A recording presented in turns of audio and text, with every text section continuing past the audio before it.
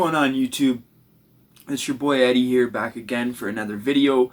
Okay, welcome back all my subscribers. Shout out to you guys are the best. Now for all you guys that are new to the channel, that are just clicking on here, I'm Eddie. This channel is going to be about everything prison and jail related, everything crime related. It's mainly about the first few long videos are going to be about me and my backstory and stuff like that, and we're going to go throughout my different times in jail and my story. Eventually one day I will go through my entire journey. So yeah, that's basically what the channel is about. I hope you enjoy it. Now for this video specifically, this is going to be about a couple female prison guards that I know about that are totally corrupt, that ended up getting fired. Okay, so there's 3 of them. There's 2 of them in Maplehurst and 1 in the Don. Okay, so the 2 in Maplehurst, for example. Okay, there was this one. Her name was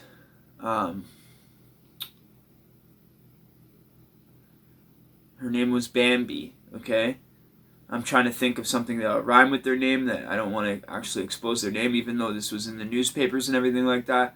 So anyway, she was like a biker chick. She had the total sleeves, everything like that.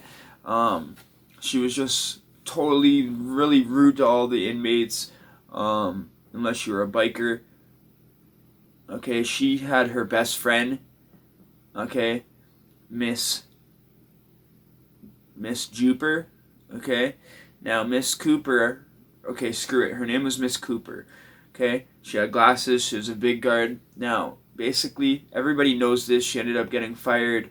Shout out to you, bro, that ended up finessing her, and then they ended up actually falling in love, I guess. And when she got fired, she actually ended up to have a relationship with this guy outside of jail eventually down the road. She ended up getting pregnant by the inmate while he was in jail. Okay, so I guess what she was doing was she was sneaking into his cell late at night. She'd go do her rounds, and I guess she would sneak into his cell for 5-10 minutes when no one's looking in the middle of the night at like 3 or 4 a.m. I don't know, maybe 3:30 in the morning. I'm not sure how exactly what time they did it. But the whole compound knew, the whole jail, everyone in General Pop knew. I don't know how they got caught. I think it was they got caught by a fellow co-worker, got jealous and caught on. And so yeah, basically at that time, the jail, it was like Christmas in the jail because the whole jail was flooded with every kind of thing you could think of. I guess she was bringing them in phones and stuff so she could talk to them. Everything you could think of, drug-wise, tobacco, the whole 9 yards, right? She was bringing all that stuff in. I guess she never ever did get caught bringing anything in, so I'm just gonna say she was bringing stuff in allegedly. But she did get caught for the relationship with the inmate. She had to quit or get fired from her job, one or the other. So that was a crazy time. I was actually in the jail when this happened. Okay, and basically the next guard, her name's Barbie.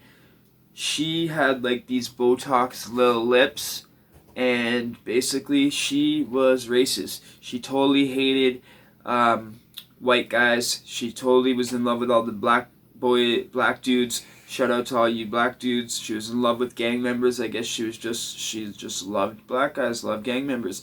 So for example, how much she hated white guys, basically what would happen is you'd go to get handed stuff on the, like say she came to the front of the range to hand out hygiene stuff, right? She would come up to the front of the range, go to hand you stuff. I'd go to grab it from her, and she'd be like, tsk, tsk, and like pull it away and like not want to hand it to me. And so basically there would be like a black guy beside me, and or a gang member beside me, she would like hand it right to him. Okay, now even if I was totally by myself at the front, or another white guy was totally by himself at the front of the range, she would literally be like, "Get out of here, inmate." And then she would call somebody else up that was black and hand him this stuff. I just thought it was just hilarious. Now one day I was coming back from like a viso, and this woman remembered me from like giving her attitude. She like took me when we were alone in this hallway, throws me up against the wall, friggin' grabs me by the nuts and goes, "Listen, inmate, I don't like white boys. I will never give you the time of day. I only date black guys. Now stop trying." Because I used to try to flirt with her all the time, right? I was trying to do my little thing, but no, she figured, and I was like, it wasn't a good feeling, okay? It was like a freaking, like a fuck. Like, if a guy did that, that would be sexual harassment, a fucking jail charge, a street charge, the whole 9 yards, right? But I was just like, and I've been in jail so long, I was just like, okay, whatever, you know? It hurt, but she didn't, like, squeeze. She kind of just, like, roughly, you know what I mean? And I was just like, totally in shock, like, so it was like, because I had, like, a little visitor, and when I was coming on my way back, it was like a little room where they like visit with lawyers and stuff. She like took me and like kind of like put me up against the wall right in like little tiny inside the door, so like the camera couldn't see, and it was just wild. Now this one used to literally go and stare at guys while they were in the shower, because when they did their rounds, the guard, when they got to a certain point where they opened the door, she could like look in on an angle and see guys showering. Now every day when these guys would be showering, she would always come at a certain time and do her rounds, and she'd like peek in like that. Now we showered in our boxers and stuff like that, but when guys were sitting there and they knew she was coming, they kind of pull the boxers down and start washing it and everything like that. Now I'm not gonna lie, there was one guard that used to do it to me. It's not, I don't remember her name or nothing. I just remember this was this little brown skin thing and light skin thing, and I remember her always giving me the eyes, looking at me, all this, like, you know, and I never had a chance to do nothing with her or nothing, but I know she, every time I was in the shower, she always used to come and look back in that. Like, the Don was Currupt, yo. She used to always come back and look at me in the shower. I'd be looking at her like, yeah, what up? I wasn't gunning or nothing, but it's just, it's actually cool, like, when you're in jail, you got no women or nothing, and a woman comes and looks at you while you're in the shower, and you kind of just, like, pull your boxers down so she can see your package. That alone, just her seeing you naked, is enough to make a guy happy while he's in there. I ain't no gunner, so I wasn't gonna be gunning. You know, we got 30 other men, 40 other men on the range, 50 men on the range. Who knows how many were in there at the time? Because the Don had 3 to a cell quite often, so you could have up to like 40, 45 guys on the range. But not every cell was 3 to a cell. Like if you were banging and stuff like that, and you were in one of the quarterman cells, there was like 4 TV cells. You wouldn't be giving up. You wouldn't be letting no third man in your cell. I was lucky like that. I never had to have a third guy in my cell. Me and my cellie Snoop got along really good. Snoop was a couple years younger than me. I was probably like 23 or 24, 23 say, and he was probably like 21, and we got along great. And yeah, so even when I was in the cell with my other friend England, we never had a third guy in that cell either. And then eventually when I was in my other cell by myself, at that time I didn't even have a cellie at one point, and I was in the cell by myself. I don't think that lasted for too long though before I ended up getting another cellie. But yeah, because Snoop got out. That was right. Snoop got out, and I had my cell to myself. And I was gonna go in the cell with my boy Jimmy, but he ended up getting out too. So I think that was at the end of my bid anyways, and I ended up beating my trial and getting out, and then doing my other charges at 1000 Finch Court. Yeah, so I was on a criminal negligence charge. I was looking at 7 years while I was in the Don. Not going to get into details, but just you guys can look it up. Criminal negligence. They're asking for 7 years. I wasn't guilty, so I fought that. It took me 14 months to get to trial. Ended up getting it thrown out at trial. And then, but I already had a whole bunch of other charges from a different place, because that was 1000 Finch Court. Then I was at City Hall, and I still, because I had so much time in, I didn't get a walk from court from the trial. Usually if you beat your trial, you just leave right then and there and leave the courthouse, but because I had other charges, I got held, and then I got brought to, like the following week, I got brought to City Hall, and I used all my 14 months time that I had in to get all my, I was writing my own oxy prescriptions. Like I had like 10 fraud prescription charges where I would just write my own script. I knew how to write the code for the Oxy prescriptions, Oxycontin 80 prescriptions. This is when the epidemic was starting with all the pills. They were everywhere. So I was writing my own prescriptions, and I had to plead guilty to that and get all that on my thing. Yeah, I wish I want to get my criminal record printed out, but in Canada they want to charge you like big money for it. They want to charge you like, I don't know why. I guess in the States you can just look up someone's thing and like find out all their charges. I tried to get my own paperwork, my own charges and all that. Not paperwork, but like I wanted to get like all my different mug shots, because I probably have like 20 or 30 of them.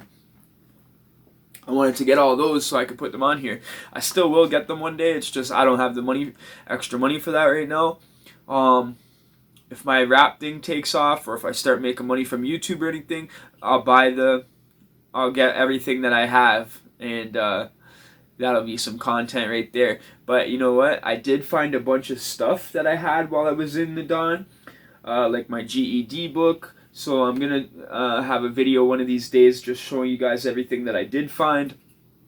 I found a bracelet and stuff like that that you have when you're in these jails. You have like a little ID bracelet. So I'll be showing that soon on the channel.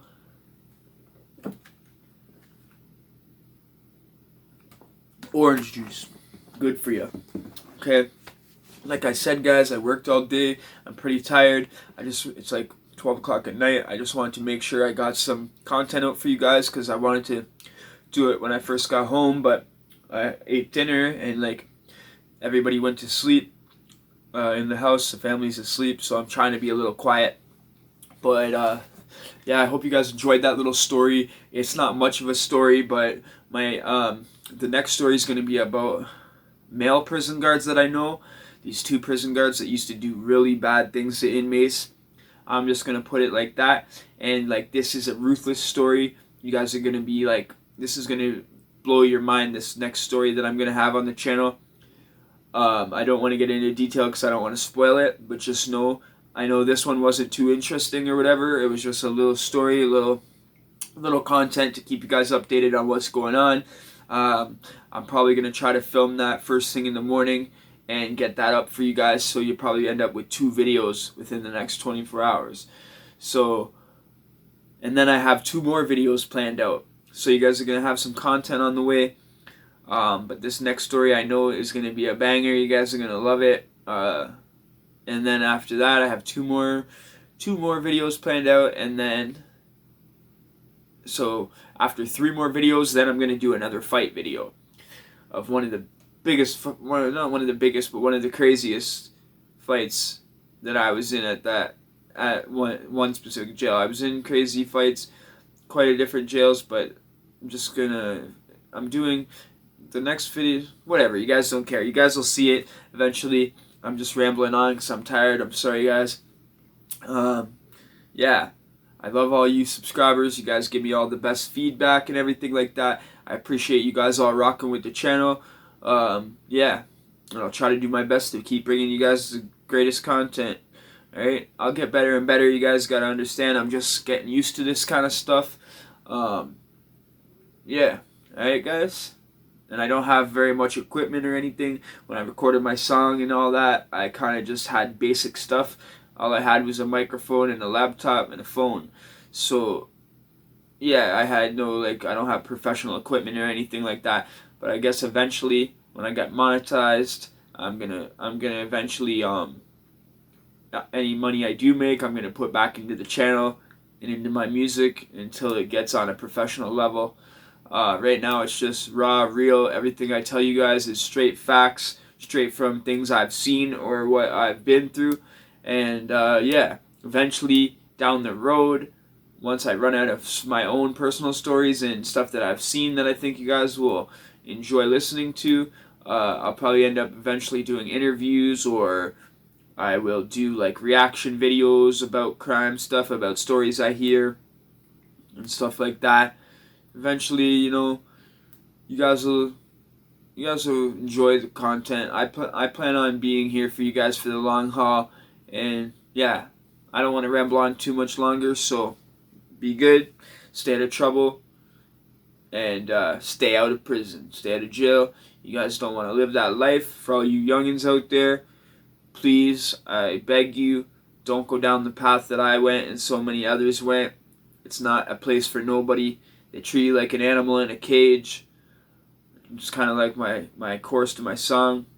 Going to court in orange jumpers and chains, spending my sleepless nights on a range. I feel like I'm an animal inside of a cage. I just want to free up and rap on stage, right? If you guys haven't heard my song, if you guys are into gangster rap or hip hop, go check that out in my music playlist, right? Remember, I don't have professional equipment. I made the beat on my own. I did everything on my own. I produced it on my own. I wrote the song. I performed the song. I had no help. So, and I can't do a music video yet because I don't have the funds. I will eventually do a music video for that song, and I have a couple other songs that I'm working on right now. The next song I'm putting out is called Pretty Girl. Alright?